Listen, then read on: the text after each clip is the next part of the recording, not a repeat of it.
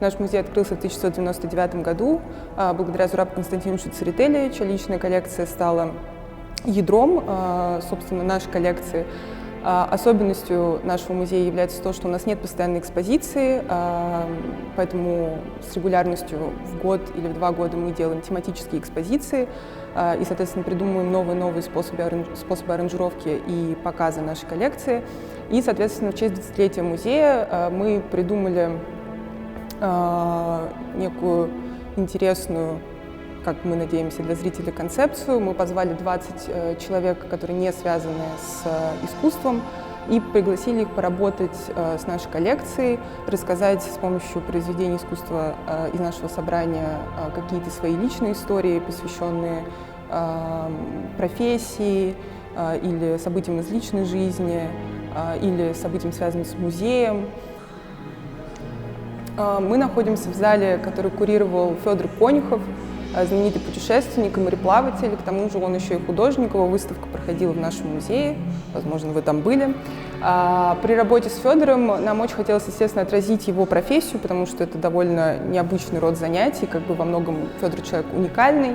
Соответственно, мы решили рискнуть и подобрали в зал исключительно круглые работы, кроме одной серии, которые отсылают нас к образу нашего земного шара, бесконечности, мира, увиденного через подзорную трубу. Соответственно, и, в принципе, здесь собраны работы, которые, наверное, во многом работают с восприятием человеческого глаза окружающего мира, природы. То есть это, например, работы Сергея Шаблавина или там Вячеслава Каличука, работа «Космос». Кинетисты, в принципе, работают с оптическими иллюзиями и с разными формами.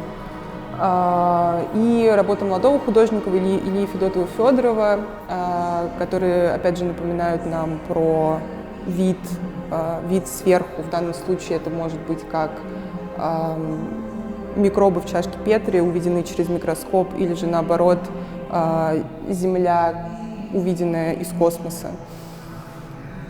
И серия фотографий Юрия Викулина, который отсылает нас к путевым дневникам самого Федора Конюхова, где он оставляет свои впечатления о поездках и даже маленькие зарисовки.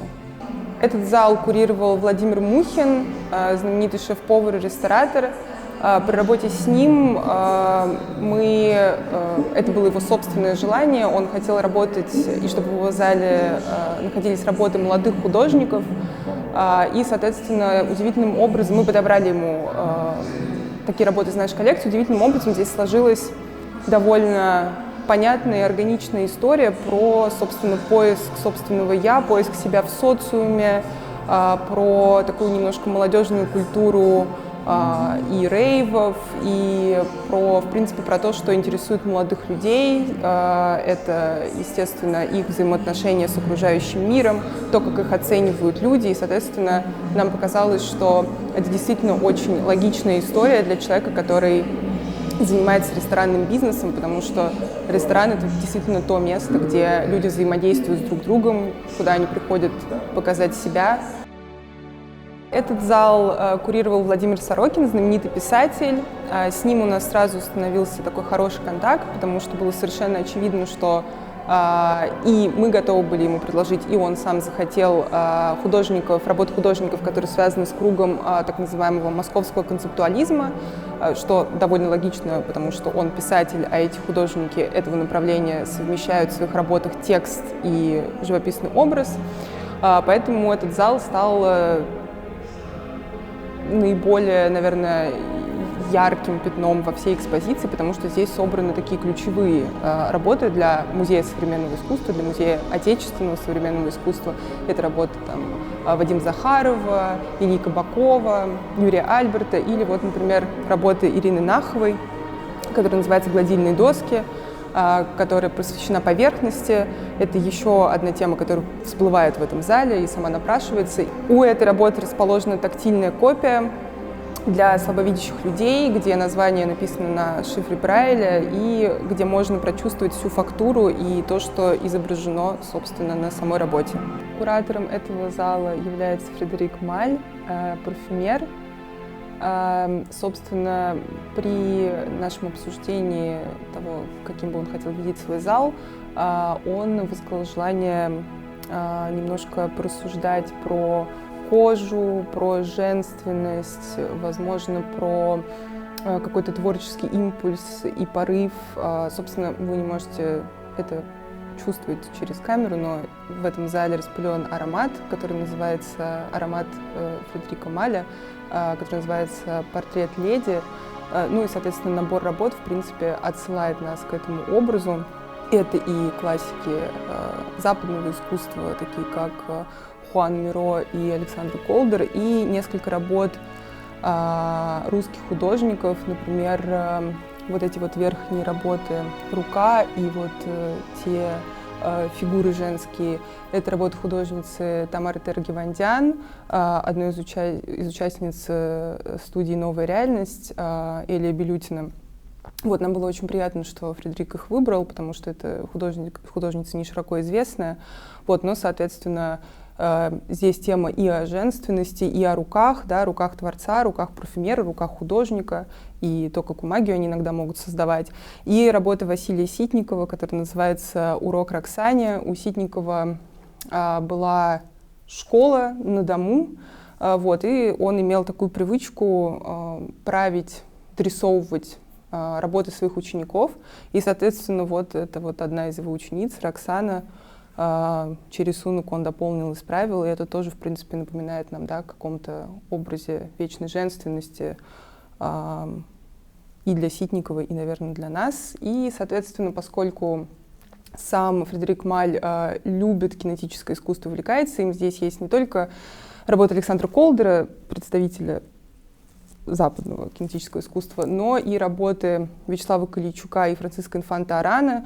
Вячеслав Калийчук кинетист и был кинетистом всегда, а вот и Франциско Инфанта Арана начинал в кинетической группе движения, но затем со своей женой Ноной Горюновой они разрабатывали теорию артефакта, то есть это какой-то искусственный предмет, который помещается в природную среду и взаимодействует вместе с ней. Собственно, как, наверное, парфюм взаимодействует с человеком и его кожей. Куратором этого зала стал историк-медиевист Олег Воскобойников. Ему захотелось рассказать историю, типичную, наверное, для человека, который изучает средние века, собственно.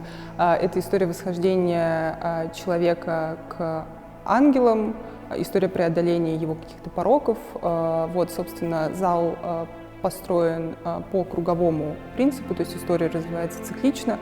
Начинаем мы с работы Андрея Гросицкого. Эта работа отсылает нас к образам Адама и Евы, первых людей. И дальше история, собственно, развивается. Здесь мы видим работу Леонида Тишкова, которая называется «Полет птицы внутри головы».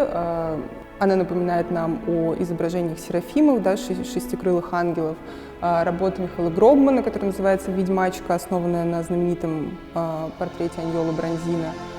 Вот, собственно, «Ведьмачка», название само отсылает нас, да, каким-то средневековым образом, охота на ведьм, инквизиции. Работа Бориса Анисфельда «Война». Война — самый, да, тяжкий, наверное, человеческий грех. И здесь тоже мы видим отсылки, в принципе, к средневековым образом, потому что это рыцари, да, на конях, в броне. И вот этот вот красный цвет на самой картине, красный цвет жертвы, да, как бы цвет крови. Вот. И, соответственно, дальше все развивается, и заканчиваем мы, как бы, наконец-то на восхождении, собственно, том самом к ангелам. Это Diptych Urban Angels, работы Комара Меламида, художников-соцартистов.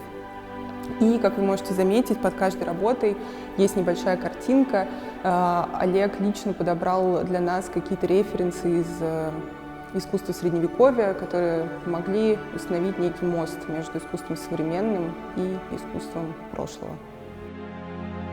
Куратором этого зала стал Бернар Блестен, куратор и директор центра Помпиду. И здесь представлены результаты спецпроекта «Выбор народа», который проводит художник Комар Меламид еще с 1990-х годов. В 2019 году в этом здании прошла их персональная выставка, где они продолжили этот спецпроект. И, собственно, он заключается в анкетировании посетителей. Они задают вопросы про предпочтения зрителей в сфере искусства. И по результатам этих опросов, которые мы собрали в 2019 году, Бернар Балестен выбрал 2 работы из коллекции музея. Он сам ограничил себя одним художником, то есть это должны были быть работы одного художника. Вот, им стал Иван Чуйков. И, собственно, весь смысл был в том, здесь вы можете увидеть, собственно, отображение этих вопросов, эту инфографику. Судя по опросам наших посетителей, самая любимая работа — это нечто абстрактное и красное, а самое нелюбимое — это нечто синее, и на чем запечатлен какой-то известный деятель, известная личность. Собственно, Бернар Балестен выбрал эти 2 работы. Это оказались работы Ивана Чуйкова. Как вы понимаете, это работа «Красное море», которая стала любимой. И эта работа Ивана Чуйкова из серии «Окна» оказалась самой нелюбимой, поскольку люди решили, что они не любят изображения знаменитых личностей, а основой для этой работы стало произведение Пьера де ла Франческо. Мы находимся в зале Кирилла Серебренникова, театрального и кинорежиссера, в данный момент рядом с работой группы «Фабрика найденных одежд». Эта работа называется «Пенсионеры, не сдавайтесь». Она была сделана, когда была введена новая пенсионная реформа. Этот зал, как можно уже понять из этой установочной работы, посвящен конфликту, поскольку именно конфликт является ключевым звеном, основой любого театрального действия, рассказа, текста. Текст, к слову, встречается в этом зале трижды. Это комментарии, которые специально оставил сам режиссер. В этих надписях, комментариях, которые оставил режиссер, можно угадать такую немножко тревожную, негативную ноту. Можем сразу ответственно сказать, что все-таки конфликтов у нас не было. Но основа этого зала, помимо вот этого театральной сцены, которую мы здесь находим, все эти работы становятся своего рода актерами в этой постановке. Основу его формируют разные фотосвидетельства, фотодокументации, которые освещают разные стороны нашей актуальной действительности, можно так сказать. Конфликты, которые мы встречаем здесь, они совершенно разного порядка, качества, свойства и характера. Это в основном, естественно, связано все с социальным и с повседневностью, и с той сырой реальностью, в которой мы все так или иначе живем.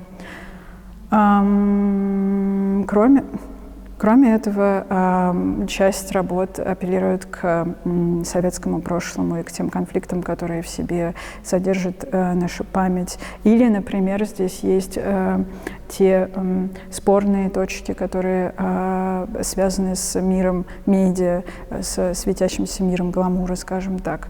В общем, целый букет, целая какая-то полифоническая история разных конфликтов в итоге раскрылись в этом зале, и можно детальнее, наверное, посмотреть дальше. Мы находимся в зале, который курировала Алиса Хазанова, кинорежиссер. Нас встречает работа группы «Молитор Кузьмин», которая является своего рода приглашением в наш кинотеатр.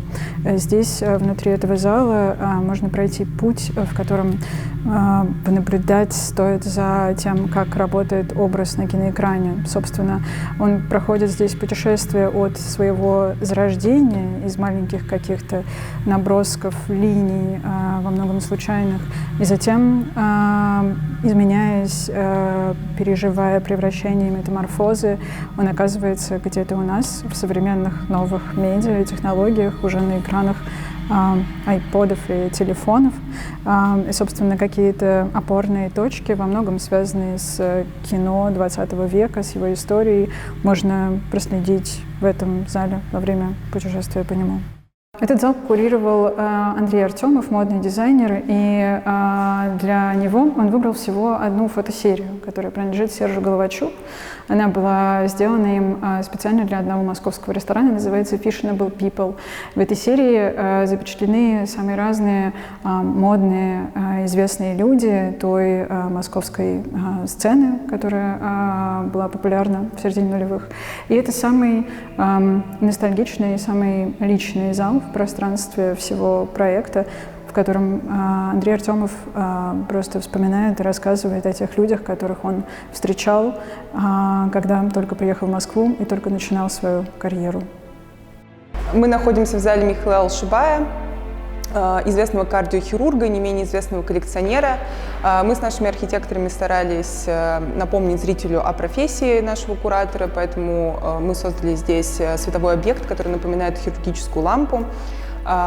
Ядро коллекции Михаила Алшибая составляет неофициальное советское искусство, поэтому, естественно, в этом зале собраны такие хайлайты нашей коллекции, как работы Владимира Янкелевского, Михаила Рогинского, Оскара Рабина, Эрнста Неизвестного. И, собственно, центром этого зала является работа Леонида Борисова, расположенная прямо под нашей хирургической лампой, и она напрямую рифмуется с личной коллекцией Михаила Алшибая. Куратором этого зала является Федор Смолов, знаменитый футболист. Соответственно, поскольку зал рассказывает во многом о его личной истории, посвященной его профессии, мы хотели здесь создать такое ощущение соперничества и очень какую-то динамичную историю. В итоге мы разделили работы на две условные команды. Для кого-то это команда синих и команда красных, для нас это команда скорее модернизма и постмодернизма. Соответственно, в центре зала находится работа Сергея Шеховцова, которая называется «Мотоциклист». Она добавляет вот эту нужную динамику, она сразу видна от входа и сразу дает нужный тон и нужное ощущение, которое должен испытывать зритель в этом зале. На каждой стене, естественно, есть своя доминанта, несмотря на то, что здесь собраны, в принципе, тоже огромное количество хайлайтов нашей коллекции и известных работ хороших художников, известных. Но доминантами являются работа Георгия Острецова, это «Женец Малевича», такая очень иронично обыгранная история. И, с другой стороны, работа Михаила Кулакова, абстрактная, экспрессивная, выполненная в красном цвете. Она называется «Рождение звезды». Мы находимся в заключительном зале нашей юбилейной экспозиции. Это зал основателя музея Зураба Константиновича Церетели. И здесь развернулась такая очень личная история. История учителя и ученика. В центре находится работа Василия Шухаева из нашей коллекции. Он вообще сыграл довольно важную роль в жизни Зураба Константиновича и как учитель, и как пример художника. И по бокам находятся две работы, которые молодой Зураб Константинович выполнил в качестве дипломного проекта для выпуска из Академии художеств. Они обе были отвергнуты за формализм. Ему пришлось там буквально за ночь создать новый портрет, который бы отвечал всем условиям этой дипломной работы. И эти произведения были долгое время потеряны, но мы, к счастью, их нашли, и теперь все могут их увидеть. И также, естественно, в зале присутствует видеохроника, хроника открытия музея в 1999 году, и также фрагменты передачи «Современники». Это серия видеоинтервью с самыми значимыми современными художниками России.